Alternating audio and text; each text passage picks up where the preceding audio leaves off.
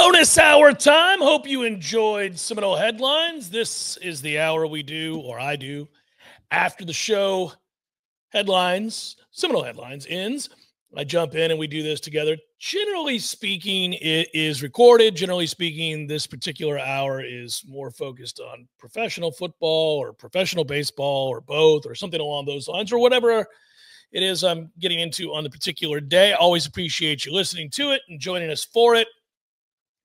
And I'll begin with this. To me, really quickly, and I'm sure we talked about this during headlines, but as this day has gone on, and, you know, for those that don't know, a couple of things here. Let's take care of business.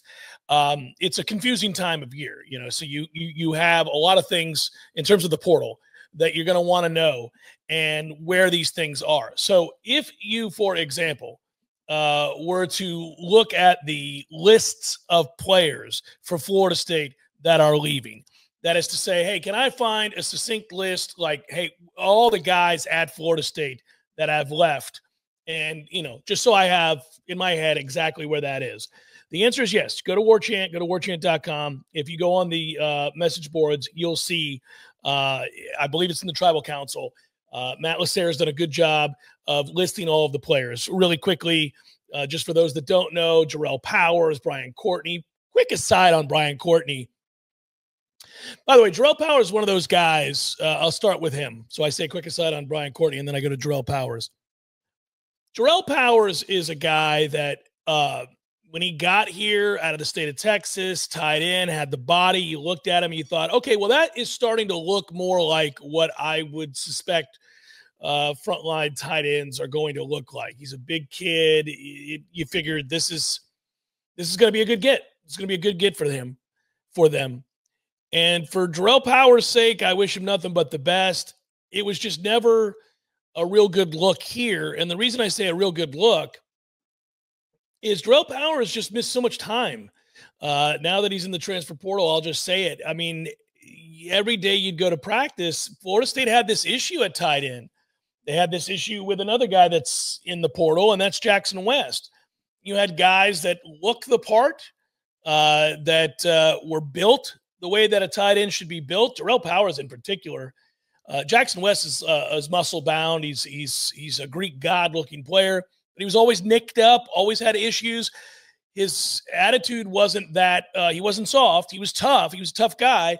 I always figured he'd fight through it, but he could just never really get healthy. And then, of course, when he finally did get opportunities, he didn't catch the ball very well. So that was a problem. But with Jarrell Powers, Powers is a guy that you thought, okay, well, it's unfortunate when a guy first comes in and they get hurt right away, because you're behind the eight ball, you're missing reps, you're missing opportunities, you're missing chances to grow and to gain confidence and to get trusted by the coaches, and then your use gets elevated, and that is directly linked to the kind of confidence that you'll then have, the more opportunities that you get.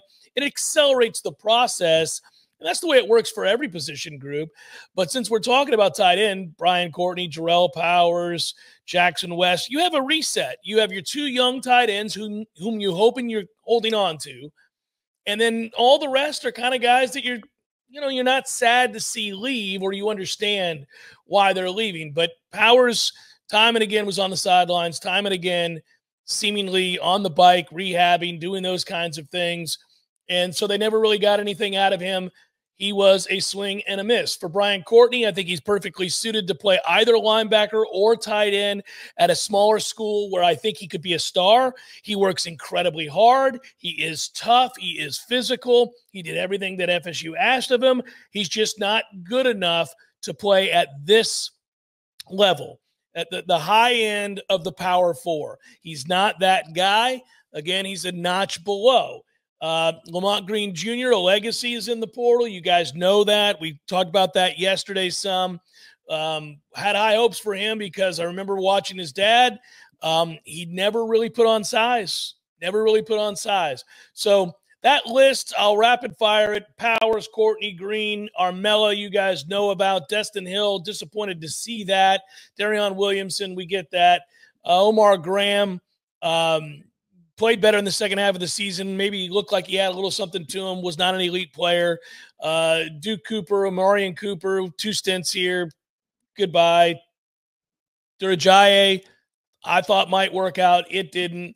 Byron Turner, Jackson West, Dante Anderson, and Deuce Spann.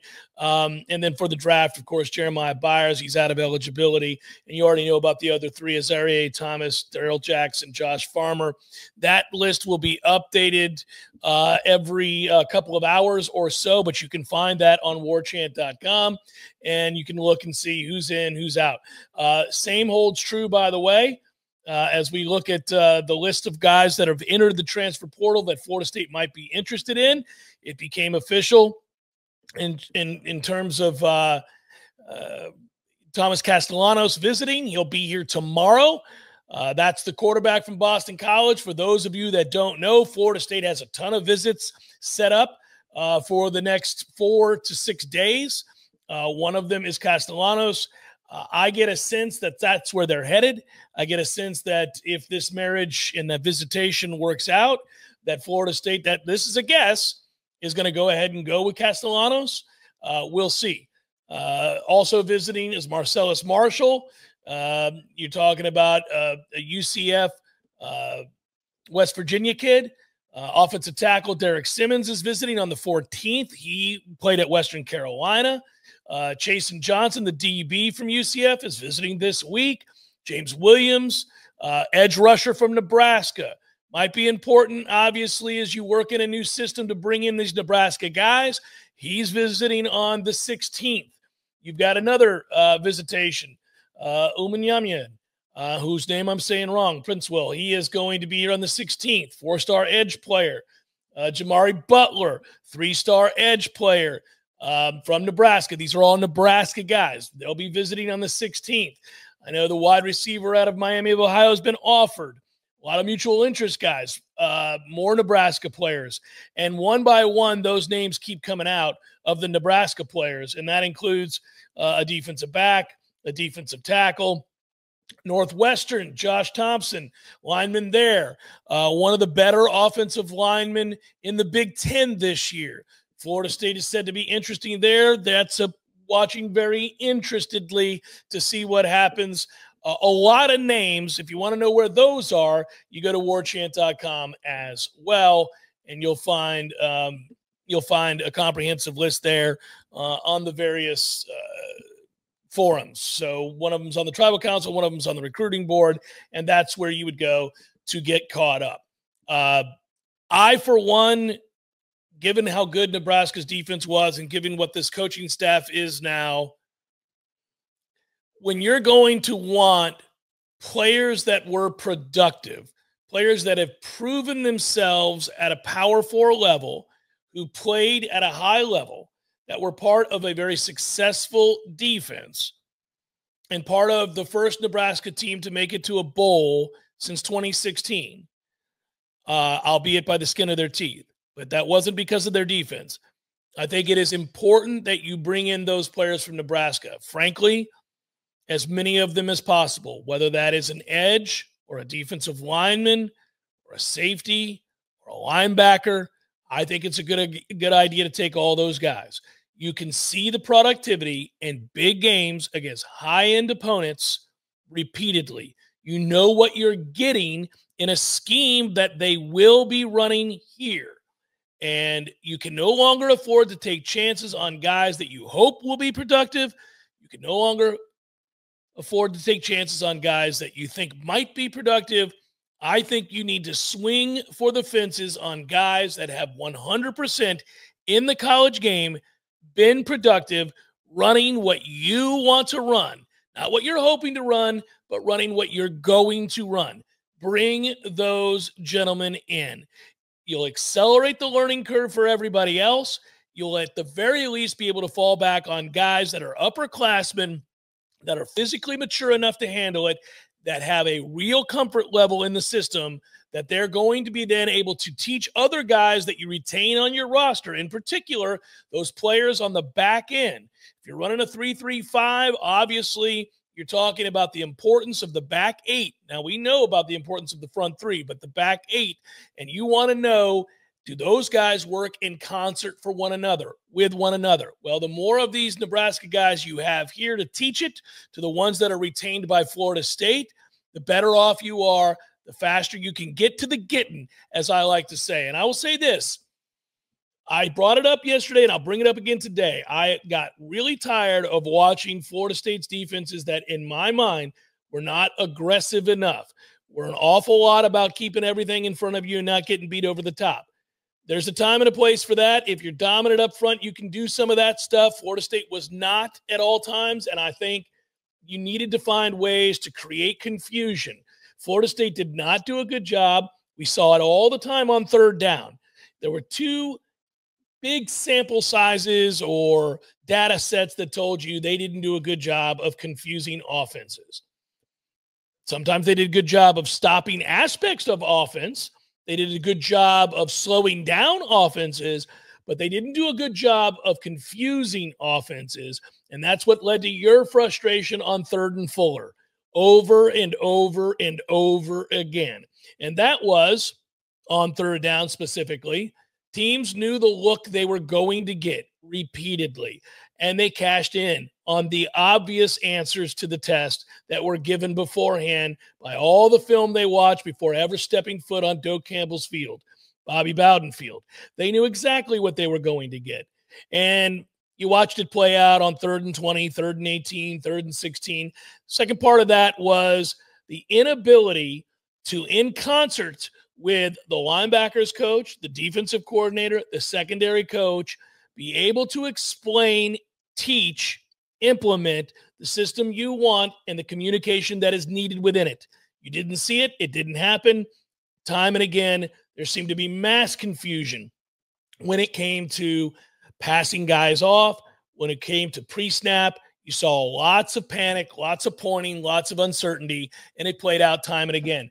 I do think with the hires that you've made now that will be familiar with one another, familiar with how to get this done and teach it and implement it and obviously communicate within it, I think Florida State's going to look a lot more buttoned up on defense with what we have here. And that's exciting. This is like, you can never, I say this every day and I'll continue to say it, there are no guarantees when you bring in new people. A large part of this will be, your success will depend greatly on how well you're able to recruit to the system, how well you're able to teach it. But obviously, what kind of player, what caliber of player are you bringing in? It's absolutely huge. So for me, I think for Florida State, you're going to see a much more symbiotic relationship between the front and the back end. I think you'll see a lot more aggression with the linebackers. I think you'll see a lot of what you were hoping to see when you watch defensive football, which is pressure coming from all over, confusion from offenses. And when you win first down and you keep teams behind the chains and you get them into 2nd and long and 3rd and long, you create pressure. So that leads me to the second part of what you didn't see that led to obvious answers as to where they failed defensively, and that was they never created turnovers. Now, sometimes they got a little unlucky. The ball was on the ground. It seemed Florida State could never fall on it. But the truth is, the opportunities to turn the football over, the opportunities to make plays on the ball, to create a strip sack, to create a forced pass into double coverage at a desperation because of pressure. There were so many chances time and again. Florida State did not suffer from the inability to win on 1st and 2nd down. They frequently got teams 2nd and 6 or longer, 3rd and 5 or more. They just couldn't get off the field.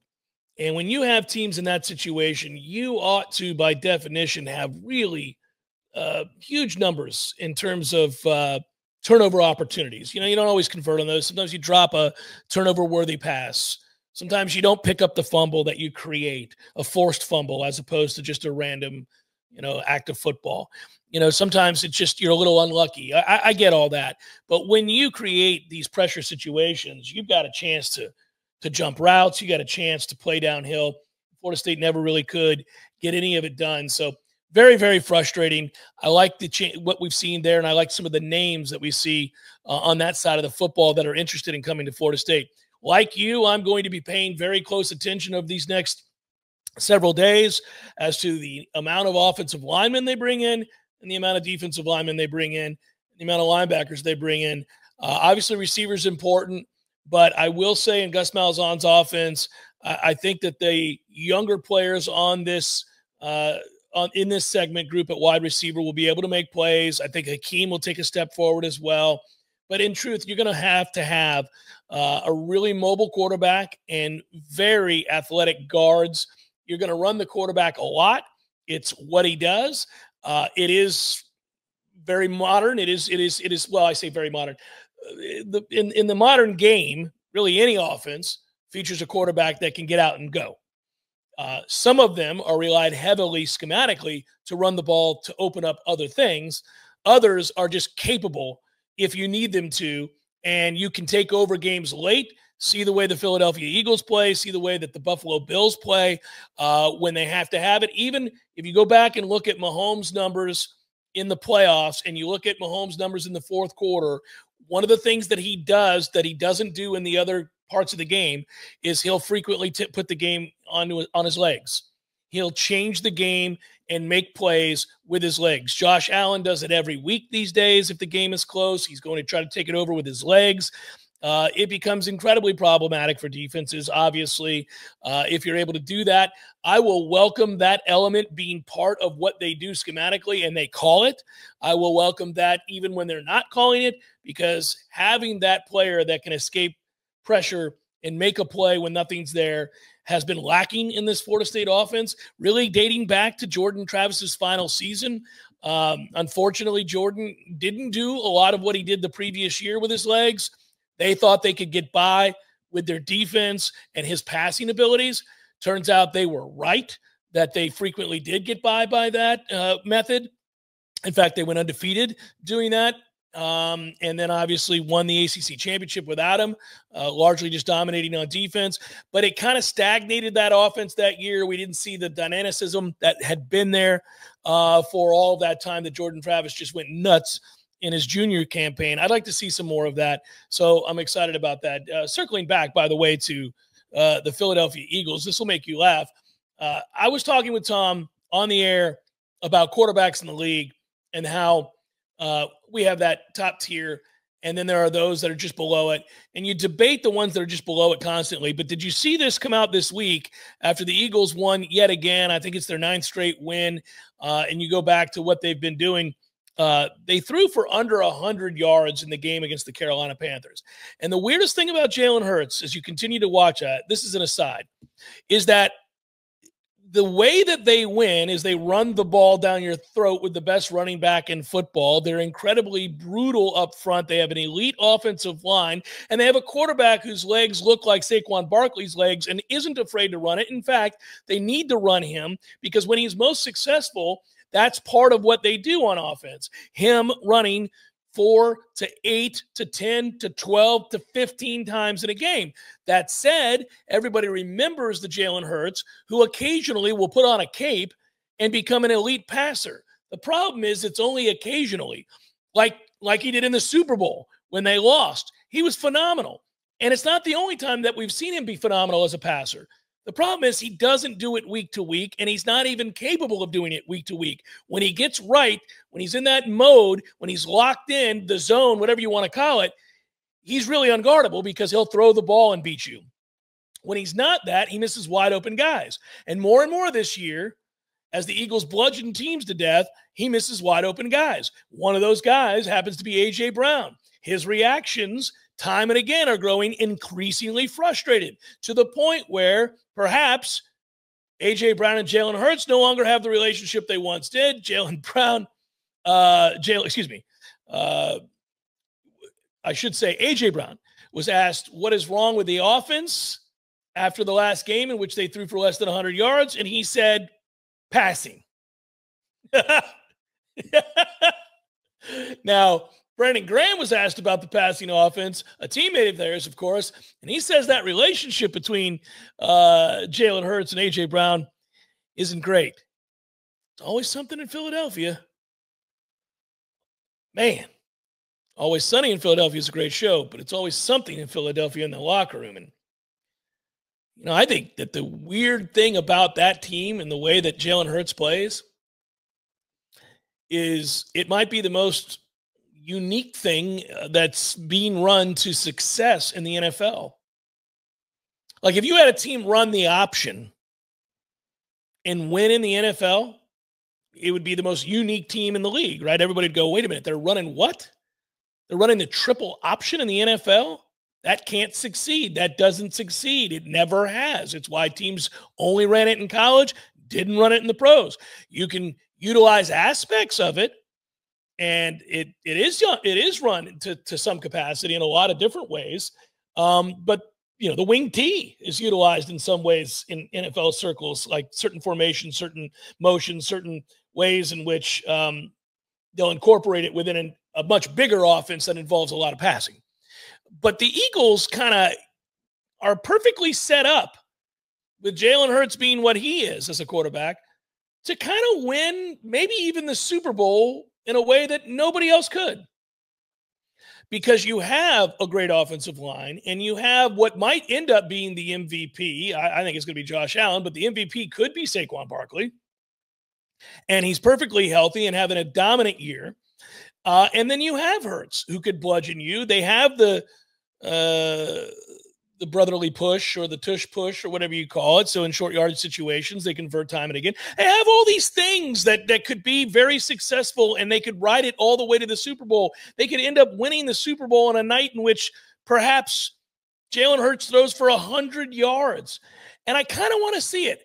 I hope it doesn't happen to where the infighting by the receivers, because of the system and the style of play, gets to be so bad that they fracture the relationships and the togetherness. Now, I'm not an Eagles fan, and I'd want the Bucs to win the Super Bowl, and I'd love to see the fighting occur just because I don't like the Eagles and because I want the Bucs to win and because I don't really care about Philadelphia. But at the same time, just talking about conceptually, wouldn't it be cool if a team did that? Because we know this. We know that whenever one thing works, whenever something works and works to an extreme level, other teams eventually copy it. And the more differing or the more disparate styles you have in a league, the more interesting the league and the matchups become. So I'd rather enjoy it if it were to occur. It's Jeff Cameron Show 93.3. Bonus hour, Real Talk Radio, also on Warchant TV. Thanks for watching. Back for more in a moment.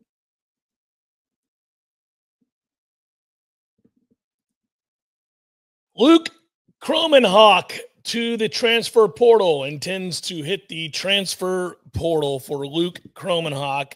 We speculated, Tom, that this kind of thing could very well happen if you continue to go out and bring quarterbacks in. It makes for an unsettled room, whatever it might be. It also might just be a very modern set of circumstances. It also might very well be just that Florida State went 2-10. And when you go 2-10, I got to imagine there's quite a bit of upheaval. There's quite a bit of frustration. There's quite a bit of uncertainty about the future of a program. Now we're watching it play out in real time, in which you're bringing in new coaches and new offenses. And obviously that affects a kid's decision to stay or leave. Do I like this offense that you're bringing in? Is it something I want to run? Do I think it's best suited for me and my future if I have designs on being an NFL player? I'm just floating out a lot of ideas as to what could lead a player to decide to put his name in the portal. So it's not altogether surprising at all that Luke Kromenhoek or any other quarterback on this roster would put his name in the portal, given the upheaval of this season and the changes now that we see coming. You could be looking for a stabilizing force. I wish Luke Kromenhoek all the best wherever it is he goes. I thought the kid, along with Brock Glenn, was put in some pretty untenable situations. At the same time, if you want to take the other view of it, Florida State can't afford to be worried about all this. Florida State cannot be worried about whether or not they lose players during the midst of change. When change happens, it hits people a certain way. Everybody reacts differently, but you can't be surprised when somebody decides that they want to move on and not be part of whatever that change is that you're undertaking. And Florida State's got to get it right. They got to have a kid that can play right away. They may have their eyes on two separate quarterbacks. We don't know. It could very well be, Tom, that they bring in, and I'm speculating now, say they bring in this hypothetical, a Castellanos and then turn around and bring in another kid that's of the same ilk so that they're staggered and prepared to run this offense that Gus Malzahn's bringing to the table over the next 2 to 3 years. That might be something that the guys on the rosters are not willing to accept. Yeah, that's the follow-up question for me here is, do you bring in two? Does he like Kevin Sperry, the signee? I mean, Florida State had a commitment from Kevin Sperry. Then they hire Gus Malzahn. Do they follow through with that? And Gus is feeling, or does he feel like, no, I like that kid. That's the one I want to build around. He's got the tools that are perfect for the offense that I want to run. I'm not sure how much that Brock Glenn and Luke Kromenhoek fit in this equation. Brock Glenn is another question. We assume that, if somebody was going to transfer, it would be Brock. Well, Luke at least has beaten Brock Glenn to the punch here. It's not that Brock Glenn doesn't have mobility skills that maybe he could learn and integrate with Gus Malzahn's offense. But it's just it's disappointing to me. I get it when you're talking about a shift in philosophy to some degree of what Florida State is going to do offensively. This is going to be more of a run-heavy offense than it was. But the tenets are very similar. So it's not like you're going from Mike Norvell's offense to the air raid run by a Mike Leach disciple or the guy from Kentucky that actually founded it. His name escapes me. Hal Mumme. Hal Mumme. Thank you very much. You're not going to a Hal Mumme offense from Mike Norvell's offense. So, Luke had a lot of interest on the trail before he left, before he decided to sign with Florida State. I know Georgia made an 11th hour run for his services. I wonder what kind of interest he'll drum up, but Luke is still a project. And that's why I was hoping that he would want to develop further with Florida State because he does have tools to run the football. Maybe that's not how he views himself. I'm sure that, if you're looking at running versus passing gets you paid at the next level, at the professional level. So maybe that's part of the reasoning, but it just kind of stinks. He had potential, and I think it could have worked here, but he certainly needed more time to develop than this upcoming season. He was not going to start for Florida State in 2025. Yeah, no, when I look at it, I'm just saddened by the unfortunate set of circumstances that kind of led to the situation that Florida State's in now with some players. Inevitably, you're going to lose some players that you liked. Inevitably, some guys are going to leave that you thought had real potential to be good for you moving forward. But I certainly don't resent most of those players, if not all of those players. There's occasionally a kid who wasn't a kid that wanted to do right or whatever that I'll be like good riddance to. But for the most part, I kind of just get it. And Luke Kromenhoek is a good kid who's done everything right, who's worked real hard. And I know from conversations with people close to him, I'll just put it that way, that he was committed. I mean, even in the midst of all of this disaster that we saw all around him this year, he was still pretty unwavering that he did not regret his decision to go to Florida State, was excited to be here. People close to him said, no, he's a trooper. He'll hang in there. But, I don't know. Things got so bad over the course of the year that you just had to wonder how many guys would really stick around. And when you're part of a season like that, sometimes you just want a fresh start. I mean, I don't have a problem with that. 2-10, Tom. Yeah. I could just see where a kid be like, yeah, let me just start over here. But there's the whole element that you just alluded to, which maybe he hates the system. Maybe he looked at Gus Malzahn's offense and was like, no, I ain't running that. Yeah, if that's the case, I get it, baby. Yeah. And remember this. He's very toolsy. The reason that he was such a highly ranked player wasn't because of all the great numbers he put up in high school. He didn't. He wasn't a quarterback long enough to put up these incredible careers in high school where you'd be like, man, he threw for 4,000 yards his sophomore year. By the time he was a junior, everybody knew he was going to be a 5-star. By the time he was a senior, every team in the country wanted him. That wasn't his high school career. He was an athlete. He was a safety. He was a lot of things. So he needed to play more football to really accrue all that other stuff that we talk about as a passer. And, I wonder how many of the teams that were on him late, Tom, how many of the programs that liked him because of the tools that he had, not the experience, came calling back at the end of this year saying, hey, remember us? Remember us? We wanted you in then too. Yeah, no, that's why at certain moments when, his internal clock wasn't too slow and you got to see the slinger in him, break the pocket and throw a frozen rope to Ja'Kai Douglas for a long completion. You go, well, that's why he is rated as he is. The first throw he made that was dropped in the end zone against Duke, you say That's why he is the player that he, in terms of the high recruiting rankings. This is why the Bulldogs were interested in making a run at him at that last moment. It's going to be fascinating to see how Florida State fills out the quarterback room. We all know that the leader in the clubhouse at the moment is Castellanos. He's visiting campus tomorrow. You know whose stock just went up a little bit is Trevor Jackson, unless he decides to leave because he doesn't like the way that the offense is constructed. There's a guy who came in as a preferred walk-on, but he was a blue chip former Ole Miss commit, and he does have the tools to move and throw on the run. So could it be that he and Kevin Sperry get a larger look when it comes to spring camp? Sperry's game and his film, quote unquote, his highlight reel from Huddle was a hell of a lot more polished because he is a polished product. He's maximizing or close to maximizing what his capabilities are as a three-star player. He's a little bit shorter, but he can make all the throws on the run, and he's got a decent repertoire of throws.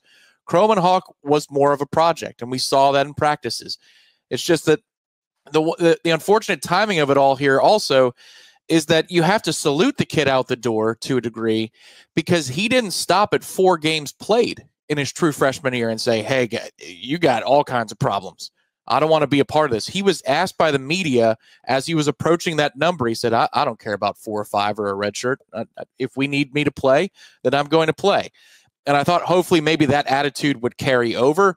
But this is a moment where you can't judge a kid for looking at 2-10, a new offensive coordinator, and saying, I'm not so sure this is the fit for me. I wish him well. Yeah. I wish him well. I think he's the beginning of some of the names of players that you don't want to see leave. For those that are watching this as a takeaway, a standalone video away from, say, the Jeff Cameron show, I just did a segment on the Jeff Cameron show where I listed every player that's left and talked a little bit about their career arc and what happened and what have you. And I wasn't taking shots at kids. I was just pointing out why things did or didn't work. But as I went through that list, Tom, it was, occurred to me that most Florida State fans, and again, this is not a personal shot at any one of these kids, but most Florida State fans look at the list of outgoing players up to this point, since the portal became open Sunday night at midnight or into Monday, and didn't care about nary one of them. I mean, let's be honest with you. Every departure on that list, Terrell Powers, Brian Courtney, Lamar Green, Julian Armella, Destin Hill bothered us a little bit because of the investment. Darion Williamson, Omar Graham, Duke Cooper, Durajaye, Turner West, Anderson Spawn, Byers to the NFL, Zaire Thomas to the NFL, Darrell Jackson to the league, Josh Farmer. Now, guys who go to the league is a little bit different than entering the portal, certainly. But of the portal names that I went to, from Powers to Span, nobody cared. Nobody's. You're like, okay, this is the first one where you go, ooh, kind of didn't want to lose Luke Kromenhoek. Yeah. Would have liked to have seen what Luke Kromenhoek could be here, because I think you're right. Luke Kromenhoek could have run Gus Malzahn's system. Maybe he doesn't want to, and I get that too. Yeah, maybe he doesn't want to. It's not what I signed up to come to Florida State to do. It's a fair retort. And now, most eyes were expecting to see what Brock Glenn was going to do when he was going to potentially announce, and now all eyes are on Brock Glenn to see if he's going to follow through and do that before spring camp, or if he wants to take it into spring camp, because that's another thing where you wouldn't blame a kid to say, all right, new OC, I have my first meeting with him. And to me, this reeks of a meeting with Gus Malzahn, and maybe, just it didn't click, or whatever Luke's camp heard. They said, maybe there are greener pastures. If you're intrigued and you're Brock Glenn and you say, well, I mean, it's not like I'm going to be getting 6 figures to go into the portal this very second. So why not take it on down for a spring camp, work with this offense, see if I fit into it. Maybe I like it. Maybe I understand the nuances and the timing. Maybe he speaks my language. Or does Brock say, nah, the heck with that. Luke has got a good idea, which is let's just go start a new path, chart a new course as they bring in a Castellanos and maybe another kid to work with Trevor Jackson and Sperry. Yeah, I'm going to guess that Brock Glenn will probably be gone, I would think, but I could be wrong about this. I would just say I'm fascinated to see which quarterbacks he's going after, what other names. Again, I want to reiterate that I was told prior to some of the names we've seen listed now and gotten confirmation on their visitations, Tom, that Florida State was willing to talk to upwards of 7 to 12 quarterbacks. And it stands to reason. You got to see what's out there. I mean, you can't just decide all my eggs are in this one basket. Here's where I'm going to go. You got a whole new offense, a new offensive line coach. You're going to have a new receivers coach. You're going to have a lot of new across the board. And if you got guys that help, that that really can run the system that Gus Malzahn runs, as in plural, I'm talking to all of them. I'm getting a sense, because I got to know that these guys are going to come in and hit the ground running in most cases. Now, in the case of Sperry, maybe not, but everybody else, I got to know, can you hit the ground running? I got to play you right now, or have a chance to play you. If anything happens to the guy I do bring in, do I have somebody who is of that ilk that can run the system that I want to run, and run it now? Because we can't lose 9-10 games, 5-6 games next year. You got to have a season. The one follow-up question I have that is outside of the quarterback room, it'll be interesting to monitor here as On3 provides updates, warchant.com, the premium recruiting board. Also, the Tribal Council has the exit list, so that's where this probably would actually be accounted for. Luke was the head honcho for the 2024 recruiting class. Is anybody else in that class that we like? Are they very bonded with Luke? Doesn't mean that they're a package deal to go together to a destination. Do they just say to themselves, man, part of the reason I came here was because I really wanted to work with Luke if I'm an offensive player, or I really liked Luke as a defensive player, and we bonded as we came here together on a mission. Maybe he's got the right idea. Does it get contagious in that way for freshmen to say, and that might be becoming redshirt freshmen or sophomores, to say, maybe he's got a point? That's something I think that's definitely worth watching over the next 24 hours to see if Luke starts a domino effect for a lot of the kids that he was in group text messages with for a long, long time, to say, we're going to make it, we're going to be the next wave at Florida State. Always the fear when the season was unraveling the way that it was, that this moment in time would come where you lost guys that you like. Today marks the first, in my opinion, of what could be a few that you lose that you really liked, that you thought had real potential, and that you thought could go on to become something special at Florida State. We'll continue to monitor to see if any more names hit the portal as big as Luke Kromenhoek's name. I would suspect you're going to hear some pretty big name schools going after Luke Kromenhoek. And that will probably come out real soon if you follow that path. So, little combo here as we talk about Luke Kromenhoek entering the transfer portal. And we come back, and if you want more videos, I think there's going to be opportunities for a lot more videos on warchant.com, Warchant TV, and the Jeff Cameron Show.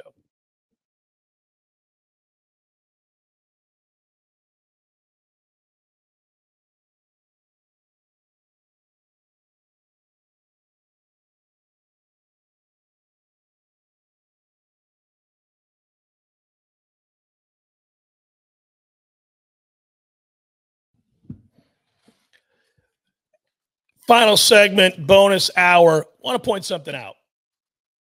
The portal right now is the most expensive it's ever been. And you have a lot of sets of circumstances, a confluence of events that have come together to make that so. Everybody has money because of the pending house settlement. The house money is coming in. So you have the house money, you have the collective still mattering in a way that will change once that period of time is over and the house money comes in. It's not going to matter. I'm not saying they won't matter. They're going to matter because there's not going to be, at least of right now, a salary cap. So there's going to be need for these collectives to bring in money above and beyond what is currently being brought in. And so you have a lot of money. People are cash rich, very active in the portal right now. And what you're hearing from coaches and other collectives is that, oh my goodness, this is the most expensive portal era or cycle that they've ever seen. So an example would be, there are offers for certain starting quarterbacks, big-time, proven, all-American type quarterbacks. There are offers in the neighborhood of $5 to $7 million. So if you're an accomplished elite player, say at an SEC school or a Big Ten school or even a Big 12 school in which you've proven yourself on the field to be an NFL caliber player, and you are coming back for one more year of college football, you are garnering offers that would blow the average college football fan's mind. It's happening right now. So it is not surprising, we just got done talking about Luke Kromenhoek, that if you are going to go out and bring in a player like, and again, it's a hypothetical, we'll see, we know he's visiting, a Thomas Castellanos. If you're going to go out and get him, you're telling Luke Kromenhoek a couple of things. First of all, that's the kind of player you want to run your offense, and Luke Kromenhoek is not that kind of player. Luke Kromenhoek, I think, has more tools as a passer and less tools as a runner, obviously. So you're sending a signal. But not just are you sending a signal, you're setting the stage for them to then come back in and renegotiate the money that they're going to need to stay. And this quarterback room could end up being very expensive between Brock Glenn and, let's just say, you had kept Luke Kromenhoek, who at the end of last year you made him a starter. So that means to him he should come back in and say, I want starters money. Now you're going to go out and bring in somebody else in, and you can't afford to pay him starters money. You say no. His family says, thanks for playing. It's been fun. I've got an offer over here from another school that is willing to pay much more than you're willing to pay my son to be a backup. Now, I'm giving you a grand hypothetical here. I'm not telling you that's exactly what happened, but you can read the tea leaves and see exactly how this goes. You have got to have a set of I don't have any idea what Florida State's budget is for this cycle of players, but I know the level of desperation that they have and the need to bring in a few very high caliber players that are known commodities that are going to have an instant impact. And for any player that you're bringing in from the portal that you know, based on their productivity elsewhere at a high level, is going to make an impact and change who you are as a team right here, right now, today, you're going to overpay for that because somebody else is bidding for that player's services as well, and you're going to spend a lot of money there. Now, everywhere else, you better have a team of people that you believe in that are going to project nicely, favorably about that player's skill set and what they could become.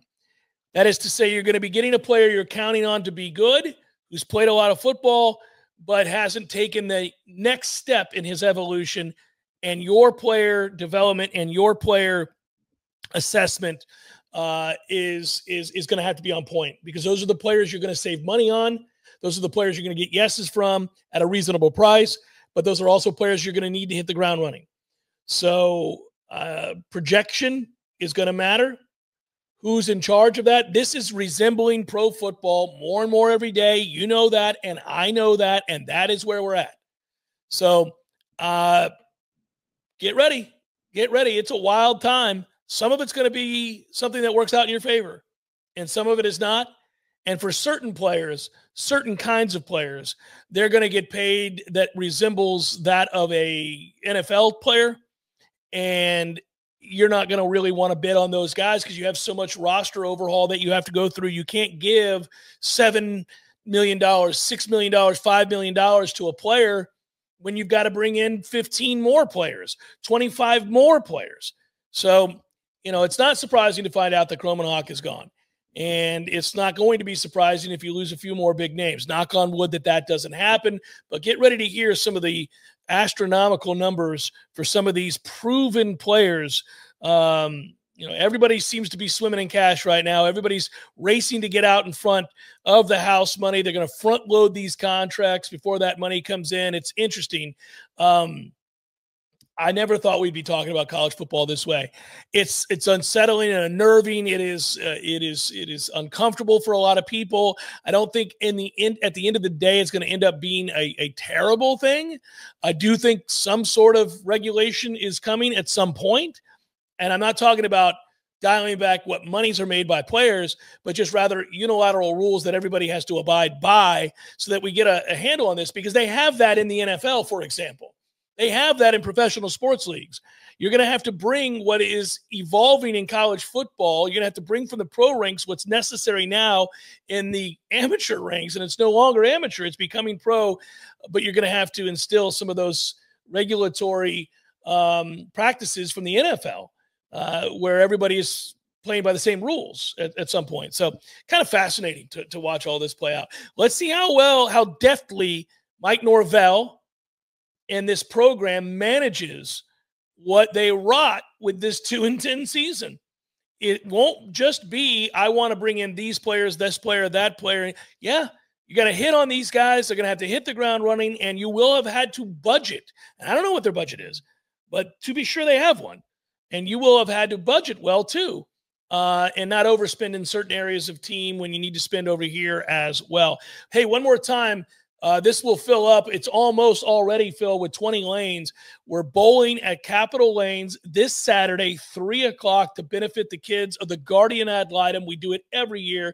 This is the first time we've done it on a weekend. Should be a lot of fun. We hope to have you out there.